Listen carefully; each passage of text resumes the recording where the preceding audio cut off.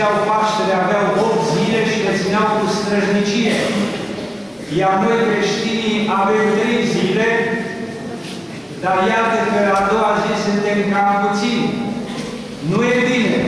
Aceasta nu înseamnă credință statornică, credință adevărată. 3 zile sunt Paștele, Paștele Domnului, cea mai mare sărbătoare creștină. 3 zile sunt și la Crăciun și la Rusalii, dar mai ales la Paște. Așa încât, iubiți credincioși, bine ați făcut că ați venit astăzi la Sfânta Biserică ca niște creștini buni, hotărâți să mergem pe calea Domnului. De aceea a înviat Domnul Iisus ca să ne ducă în Împărăția Cerilor, dar cu condiția să-L urmăm, să-L ascultăm, să-L iubim pe Domnul Dumnezeu nostru. Iubiți credincioși, câteva cuvinte din Evanghelia ca să știți. Știți că de la Paști până la Rusalii se citește Evanghelia de la Ioan și Faptele Apostolilor. Ei bine, chiar în primul capitol, în prima zi s-au citit niște cuvinte care trebuie să le învățăm pe de rost. Începutul Evangheliei de la Ioan. La început era cuvântul și cuvântul era la Dumnezeu și Dumnezeu era cuvântul. La început a fost ideea, Dumnezeu, adevărul, ceea ce spuneau și amicii, cum a fost marele filozof al antichității, Platon. E bine, în materialism, în vremurile comunismului, se promovea învățătura că materia, lumea, este primul lucru, iar ideile, gândirea, sunt un rezultat al materiei și că materia este înaintea ideii, a gândului. Apostolul Ioan învață omenirea, cuvântul Lui Dumnezeu pentru totdeauna. La început a fost cuvântul. La început e Dumnezeu. Și apoi lumea, apoi noi oameni. Deci acesta este adevărul.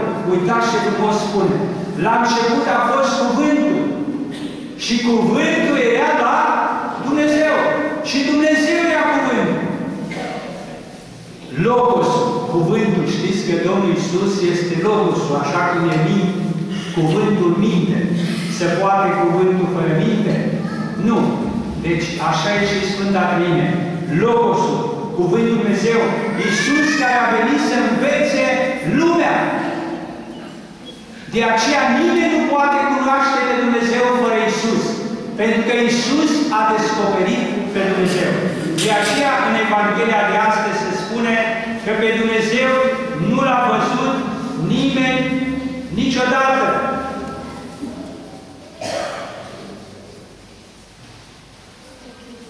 Pe Dumnezeu nimeni nu l-a văzut vreodată. Fiul, cel unul născut, care este din sânul Tatălui, acela l-a mărturisit. Pe Dumnezeu nu l-a văzut nimeni niciodată. Ați auzit? Fiul l-a mărturisit și l-a făcut cunoscut. De aceea spune Iisus, eu sunt calea, adevărul și viața.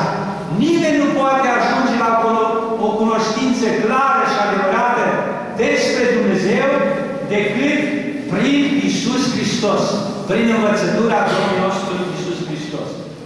De aceea spune aici că Iisus este Dumnezeu, toate prin El s-a făcut, fără El nimic nu s-a făcut, din ce s-a făcut? În El era viață și viața era lumina oamenilor.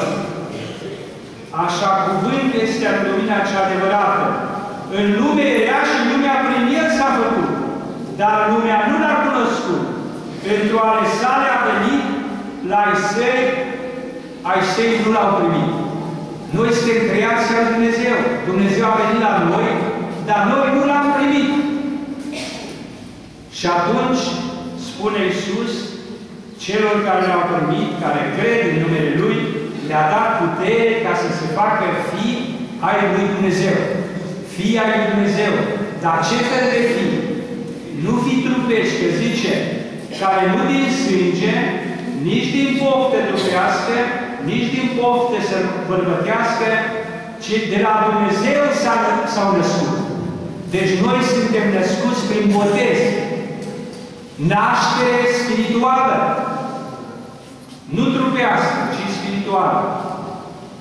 Cuvântul s-a făcut trup, s-a sărășit între noi și a văzut slava lui, slavă ca unuia născut din Tatăl, plin de har și de adevăr. Cuvântul s-a făcut trup, adică cuvântul, Dumnezeu, Logos, s-a făcut trup, a luat trup din Sfânta Fecioară Maria. Legea prin Moise s-a dat, dar harul și adevărul a venit prin Iisus Hristos. Ce a venit prin Iisus? Harul care ne sfințește.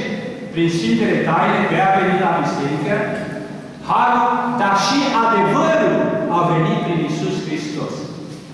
Și apoi urmează Evanghelia, să știți astăzi, dar e bine să recitiți primul capitol din Ioan, că e extraordinar. Zice așa: aceasta este mărturirea lui Ioan când ei au trimis la el iudei din Ierusalim, preoți și leviți, ca să-l întrebe: cine ești tu? El a mărturisit și n-a tăgăduit: nu sunt eu Hristos. Credeau că Ioan Botezătorul e Hristos.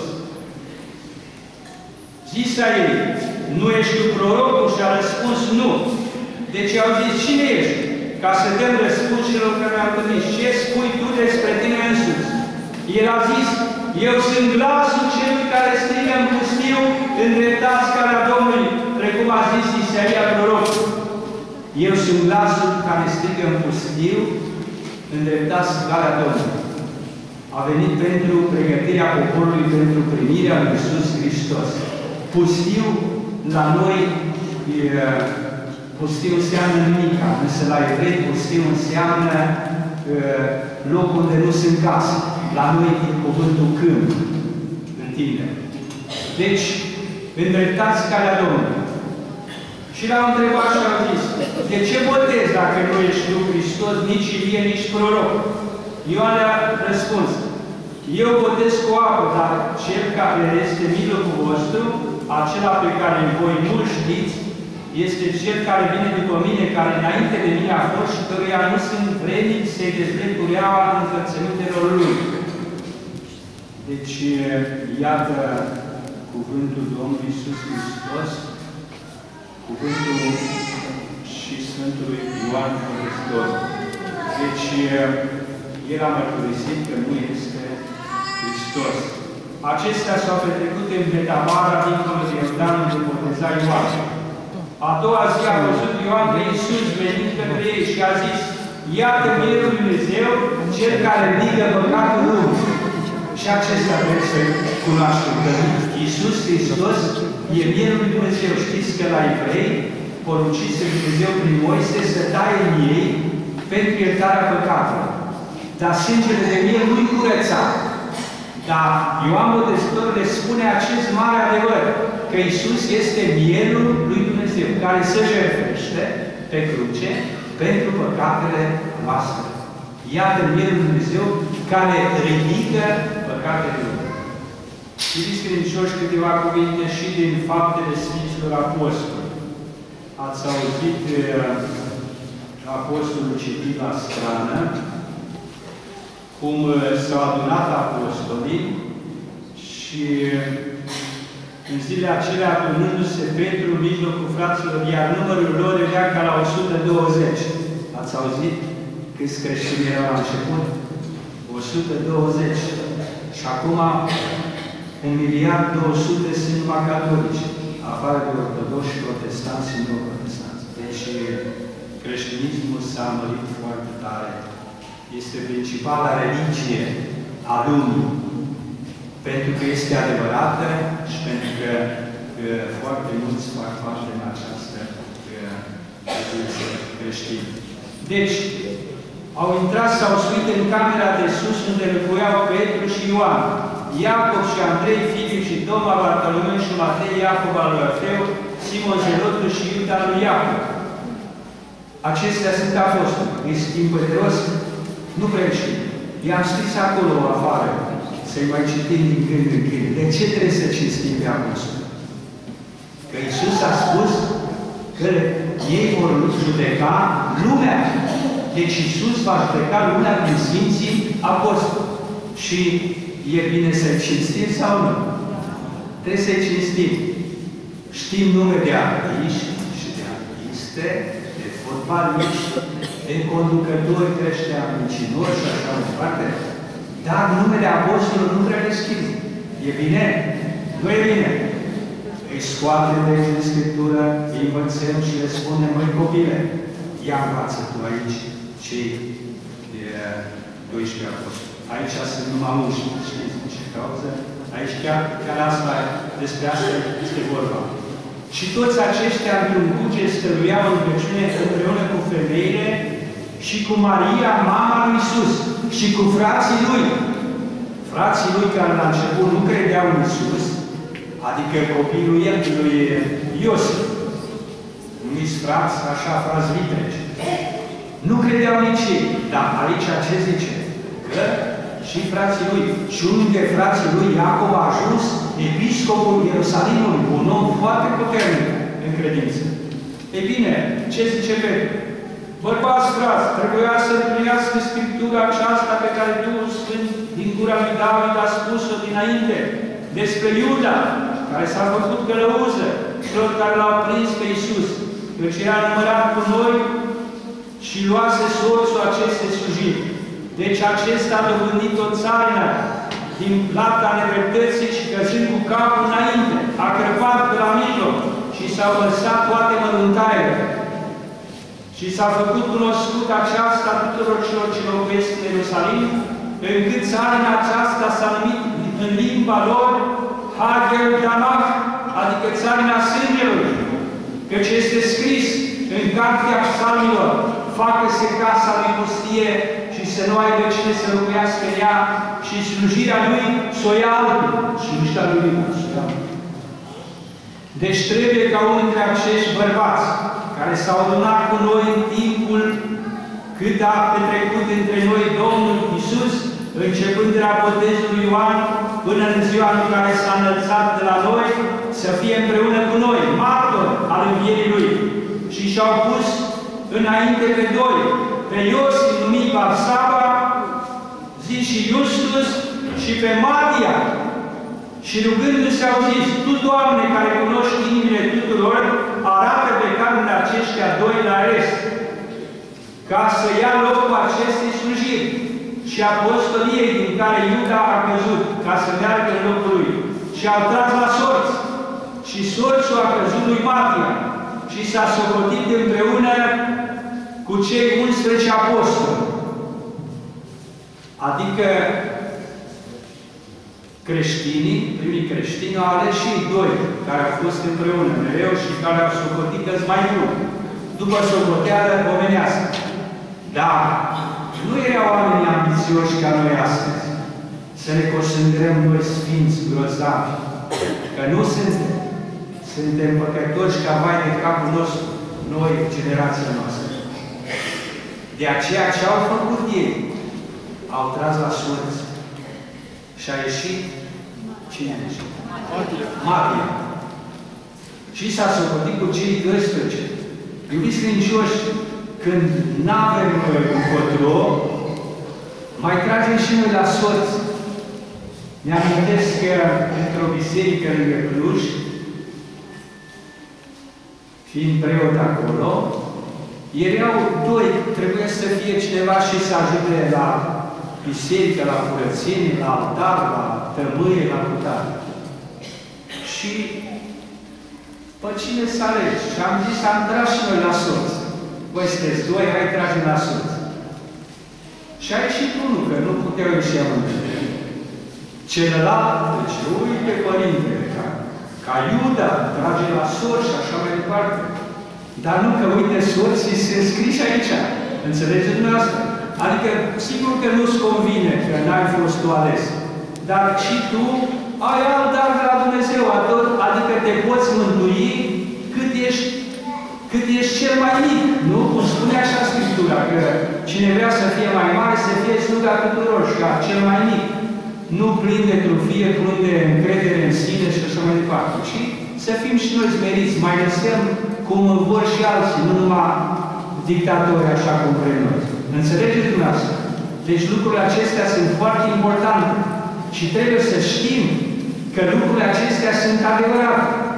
De aceea trebuie să ne luptăm și noi cu păcatele astea și ceea ce se cheamă păcatul trufiei. Că nu ne apărăm numai cum vreau eu sau cum judec eu. Lasă, Domnule, trage la sorți. Vezi cum îi. Roagă-te la Dumnezeu, că zice, Tu, Doamne, care cunoști inimile, adică s-au rugat la Dumnezeu. De aceea, în multe situații și noi ne mai rugăm la Dumnezeu când sunt controverse. Cum e mai bine? Iubiți credincioși, este Paștele o mare bucurie, așa cum s-a spus și se spune mereu, că e o mare bucurie, să ne bucurăm.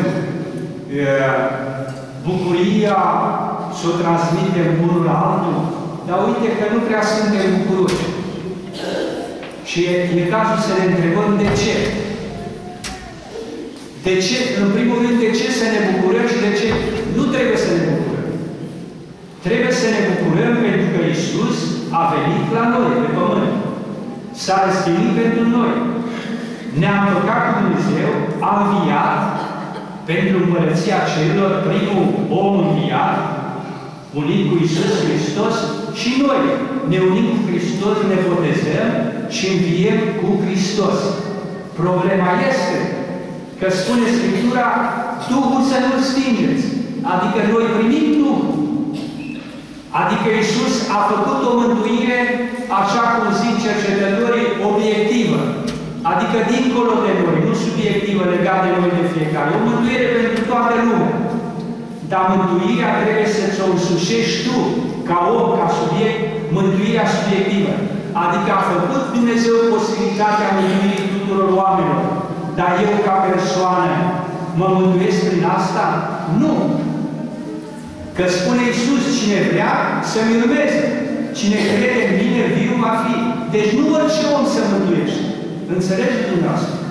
Ci cel care îl urmează pe Iisus Hristos, care primește har și ține aprins acest har. Așa încât, în privința asta, ne bucurăm că a venit Dumnezeu și ne-a dat posibilitatea mântuirii, să intrăm toți în rar. Dar nu prea ne bucurăm că nu prea îl urmăm pe Iisus cum se cade. Din această cauză, e bine ca noi să citim Scriptura, să fim atenți, să învățăm religie, să știm precis ce ne cere Iisus Hristos ca să ne mântuim. Ce ne cere? Și primul rând, ce ne cere Iisus? Ca fapte omenești. Iubirea. Pe unde e iubirea? Adică, Doamne, iartă-mă! Nu prea este. Nu prea este că iubire înseamnă să-l ajuți pe celălalt. Flămând a fost și mi-ați dat să mănânc. Bolnav și m-ați îngrijit. Iubirea nu înseamnă o iubire generică, așa, formală. Iubesc pe toată lumea. Poți să iubești așa din gură. Mai ales nu mai zic de filmele astea americane când îi auzi toată ziua I love you, I love you. Adică iubire. Și e o iubire de aia scârboasă, nenorocită, ca vai de capul nostru al lumii de astăzi. Ce spune Apostolul Iacov? Ce iubire este la cel care are bogăția acestei lumi și nu se îndure de fratele său? Ce folos ar zice dacă cineva e nemâncat, dezbrăcat și cineva, spune Apostolul, i-ar zice, du-te, mănâncă și îmbracă-te. Așa spune Apostolul. Credința fără fapte este moartă. De aceea trebuie să ne luptăm și noi. Ca să fie o rânduială între oameni. Să nu încurajăm pe cei bogați, pe cei nebuni. Îi încurajăm cu laude, cu cinstiri, îi punem și în frunte să ne conducă pe toți nebunii. Iubiți credincioși, Iisus, Scriptura numește nebun pe doi oameni, nu? Pe care? Necredinciosul, adică cel care nu crede în Dumnezeu. În Psalmul 3 e scris, zisa nebunul nu este Dumnezeu. Și când vorbește de bogatul ăla care mi-a amintit Sarina și a zis, Suflete al meu, mănâncă, bea, veselește-te, comor toți bogați. Și Dumnezeu a zis, nebune, i-a zis nebune sau nu? Așa spune. Nebune, în această noapte vor cere sufletul la tine, vor cere sufletul. Cine vor cere? Diavolul. Că diavolul, după ce te-a dus în păcat, ce vrea? Să te omoare în tot moment. Aici e pericolul și pentru copii și pentru tine, că faci el păcat. Dar pericolul este că poate omorâ Satana, diavolul, în păcat și moare, rămâne în păcat veșnic. Că dacă omul greșește, dar își cere iertare să îndreaptă, e mântuit. Dar dacă te duci dincolo în păcat, nu mai ai nicio șansă. Din această cauză, i-a zis Dumnezeu, nebune, adică, spune Iisus, că în această noapte vor cere cine? Cei care i-au slujit diavolul, sufletul tău. Și cele care le-au pregătit ale cui vor mai fi. Înțelegeți dumneavoastră? Din această cauză, noi răspundem de toate faptele noastre care le facem. În toate privințele. Că zicem așa, noi ne facem părtași la păcate străine. Nu-i de ajuns că facem noi multe. Îi mai susținem și pe alții în păcatele lor. Și nu ne luptăm pentru adevăr și pentru dreptate. Și în felul acesta ne autocondamnăm. De aceea ne mântuim dacă îl urmăm pe Iisus Hristos. Și a-L urma pe Iisus Hristos înseamnă să faci ce a făcut Iisus. S-a luptat Iisus pentru oameni, i-a ajutat sau nu? I-a ajutat. I-a iubit.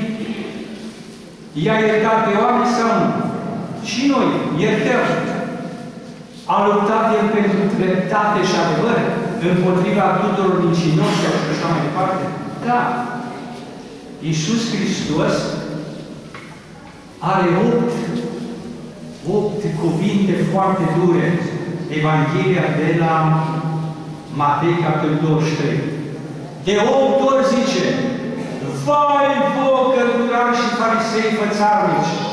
Pentru toate veacurile, întâi Dumnezeu condamnă pe farisei, adică pe preoți, pe creștini care sunt formaliști, una zic și alta fac, dar și pe cărturari. Oameni de carte care nu spun adevărul, care mint, care nu învață lumea, le-a dat Dumnezeu multă minte, dar nu învață. Scriitorii, reporterii, avocații, doctorii, toată intelectualitatea, oameni cu carte, nu se luptă pentru credință. Și susțin minciuna. Ce spune Iisus? Vai vouă, cărturari și farisei fățarnici! Să ne ferim, să nu fim nici farisei, dar nici cărturari grea care nu ne luptăm pentru adevăr. Fiți credincioși! Dumnezeu e bun, dar e și drept. Dumnezeu e și foc mistuitor. Și spune Apostolul Pavel în Epistola către Evrei, capitolul 10. Zice așa, gândiți-vă! Adică să ne gândim și noi. Dacă cineva nu ținea legea lui Moise și le-a omorât pentru mărturia 2 martori, dacă 2 oameni spuneau că ai călcat o poruncă a lui Dumnezeu, era ucis cu pietre. Dacă pățea omul, dacă nu asculta de legea lui Moise, zice, gândiți-vă cât de înfricoșătoare va fi judecata pentru cel care calcă în picioare pe Dumnezeu, pe Fiul Dumnezeu venit în lume și ne socotește sângele Noului Testament. Sfânta Liturghie, Sfânta Jertfă. Iubiți credincioși, ce sunt astea? Astea sunt lucruri care să ne bucure când știm noi cât de păcătoși suntem. Vedeți dumneavoastră că spune Scriptura că spre sfârșitul lumii oamenii își vor îngrămăti învățători după poftele lor. Și când vor zice toți pace, pace, va veni sfârșitul. Adică aceea nu este pace când în lume este desfrânare, curvie. Nu este pace când există hoți, bandiți, unii trăiesc și risipesc, trăiesc în belșug și risipesc și alții mor de foame. Unii se duc la tratament în Statele Unite, în Europa, și altul are un ceai, un medicament. Cum va fi la judecată? Sunt lucrurile acestea de la Dumnezeu? Sunt lucrurile acestea de care să ne bucurăm? Adică dacă mâine a venit sfârșitul lumii, ne-am mirat? Nu ne-am mirat. Pentru că sunt foarte multe răutăți astăzi și noi nu ne ridicăm glasul și nu luăm atitudine în această privință. Din această cauză, dumneavoastră să sprijiniți pe cei care luptă pentru adevăr. Băgați de seamă că nu se poate fără un pic de solidaritate. Pentru că cel păcătos este dușmanul cel care face bine. Uitați ce spune, aș vrea să notați undeva să memorie. Înțelepciunea lui Iisus, Sirach, capitolul 33, zice așa: împotriva răului este binele și împotriva morții viața, așa și împotriva cuviosului cel păcătos. Păi cel necredincios e împotriva ta, dacă ești credincios. Băgați seama, spune aici. Așa se întâmplă. Spune Iisus, n-am venit să aduc pace pe pământ, ci luptă, că de acum 3 vor fi împotriva 2 și a 2 împotriva 3. Adică Iisus a adus o luptă principială, nu cu pumnul, ci cu cuvântul, cu adevărul, cu iubirea. De aceea trebuie această luptă, trebuie. Zicem noi, ne împăcăm cu toată lumea. Cum suntem pași, Domnule, cu toată lumea? Adică se putea împăca Iisus cu cei care l-au răstignit? Când i-a dat în o palmă, nu? Că a spus Iisus la judecata fariseilor. Când a spus, ce înveți tu? Zice, de ce mă întrebi pe mine? Întreabă pe aceștia, pe oameni. Că eu n-am vorbit nimic neascuns. Că e adevărat că dacă zici ce zic eu, poate că mă acuz că mint. Întreabă pe oameni ce le-am spus eu. Și sluga, pac, i-a dat o palmă. Ce a spus Iisus? De ce mă bați? Dacă am vorbit bine, pentru ce mă bați? Dacă am vorbit rău, arată ce este rău. Și astăzi, de multe ori, omul care se luptă pentru adevăr, pac, primește de la confrați și la oameni palme. Spune Domnul, dacă am greșit cu ceva, cu ce am greșit, dar de ce este această luptă? Este și va fi în toată lumea când va fi această luptă. Ce spune aici? Împotriva cuviosului e cel păcătos. Dar cel păcătos își recunoaște vina? Nu! Că dacă și-ar recunoaște-o, s-ar simți, s-ar îndrepta. Fariseii și-au recunoscut păcatele? Nu! L-au răstignit, deși n-au găsit nicio vină. Noi, Doamne, iartă-mă, toți mai suntem și cu vină și cu greșeli, dar Iisus n-a avut nicio vină. De aceea băgați de seamă, păcatul ăsta al trufiei, al lăcomiei, al plăcerilor, păcatele acestea sunt mari și trebuie să le luptăm cu ele. De aceea, iubiți credincios, scurtând cuvânt. Avem bucuria învierii, dar avem și o oarecare strângere de inimă că lucrurile nu prea se îndreaptă. Și ca să se îndrepte, ce trebuie făcut? Un singur lucru, nu? Să ne luptăm pentru dreptate